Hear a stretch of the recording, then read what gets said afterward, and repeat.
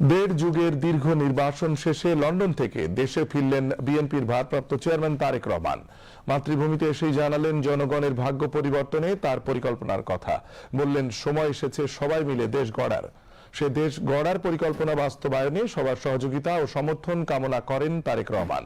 বিস্তারিত ইকবাল ফরহাদের রিপোর্ট। কত যে অপেক্ষা, কত শত উৎকণ্ঠা, সব পেরিয়ে তিনি ফিরলেন।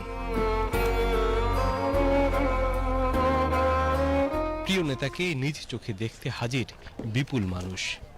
পথে পথে লাখো মানুষের শুভাশিস নিয়ে বিমানবন্দর থেকে ৩৬ জুলাই এক্সপ্রেসওয়ে ৩০০ ফিটের মঞ্চে এসে যখন তিনি পৌঁছান, ততক্ষণে জনতার জোয়ারে সয়লাব পুরো এলাকা।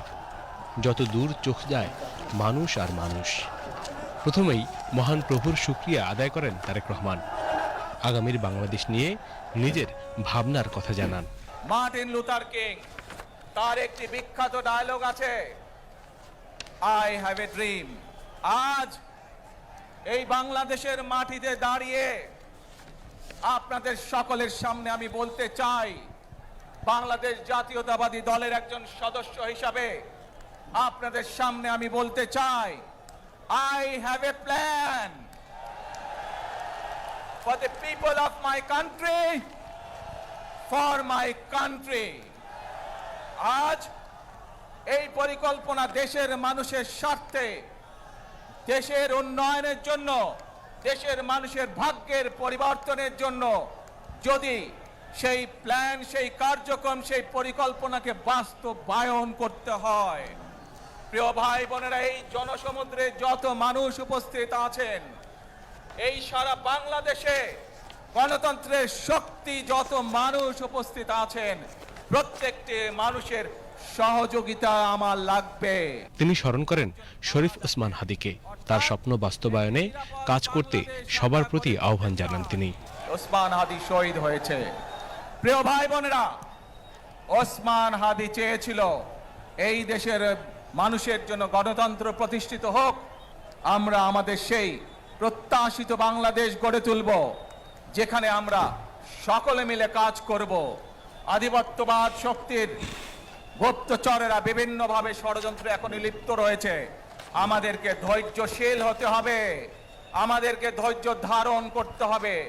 বিশেষ করে তরুণ প্রজন্মের যে সদস্যরা আছেন, আপনারাই আগামী দিন দেশকে নেতৃত্ব দিবেন, দেশকে গড়ে তুলবেন। এই দায়িত্ব তরুণ প্রজন্মের সদস্যদেরকে আজ গ্রহণ করতে হবে। সব দলের নেতাদের কাছে তিনি উদাত্ত আহ্বান জানান শান্তি শৃঙ্খলা অটুট রেখে সমৃদ্ধির পথে এগিয়ে যাওয়ার ক্ষেত্রে ভূমিকা রাখার। মঞ্চের বাইরে যে সকল জাতীয় আরো নেতৃবৃন্দ আছেন, আমরা সকলে মিলে এই দেশকে নেতৃত্ব দিয়ে আমাদের বাংলাদেশের জনগণের প্রত্যাশিত সেই বাংলাদেশকে আমরা গড়ে তুলতে চাই। আমাদেরকে যে কোনো মূল্যে আমাদেরকে এই দেশের শান্তি শৃঙ্খলা রক্ষা করতে হবে। যে কোনো উস্কানির মুখে আমাদেরকে ধীর শান্ত থাকতে হবে। তারেক রহমান বলেন, তার মন পড়ে আছে হাসপাতালে, যেখানে তার মা বেগম খালেদা জিয়া গুরুতর অসুস্থ অবস্থায় চিকিৎসা নিচ্ছেন। তারপরও জনগণের প্রতি দায়িত্ববোধ থেকেই গণজমায়েতে কথা বলেছেন তিনি। আমরা দেশে শান্তি চাই। জীবনের 1/3 সময় দেশান্তরী থাকার পর তারেক রহমান দেশে ফিরে মাতৃভূমি ও জনগণের প্রতি ভালোবাসা যেন উজাড় করে দিতে চাইলেন। জনতার এই মহাসমুদ্রের প্রত্যেকে মনে করেন তারেক রহমানের দেশে ফেরা তাদের জীবনে ইতিবাচক প্রভাব নিয়ে আসবে। একই সঙ্গে মানবিক নতুন বাংলাদেশের যে জাগরণ উঠেছে, সেই জাগরণে নতুন ঢেউ তুলবে এই স্বদেশ প্রত্যাবর্তন। Iqbal Farhad, BTV news, Dhaka.